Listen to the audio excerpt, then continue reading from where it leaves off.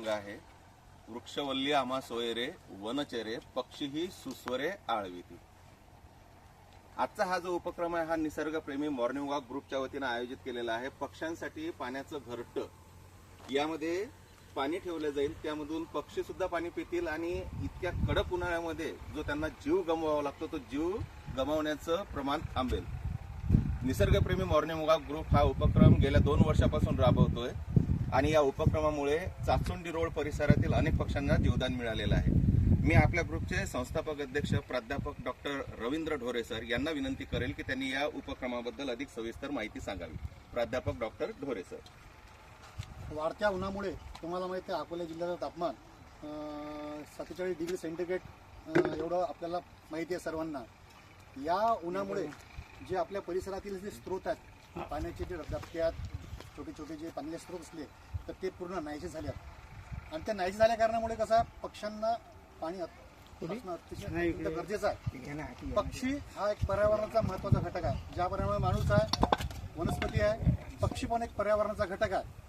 तो घटक चांगला राहिला पाहिजे, कारण की एखादा घटक जर हा पृथ्वीवरचा नाहीसा झाला तर जे इकोसिस्टमची चेन आहे, जे फूड चेन म्हणतो, एकमेकावर डिपेंड असते.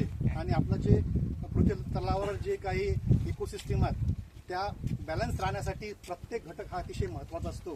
त्यासाठी ह्या वाढत्या उन्हामध्ये आपल्याला त्यांचं संगोपन करणं, त्यांना पाणी देणं अतिशय महत्त्वाचं आहे. काय होतं माहिती आहे का, माणूस आहे, माणसाला आपण संरक्षण करतो, आपल्या घरी कूलर आहे, पंखे आहे, सगळं आपण आपलं संरक्षण करतो.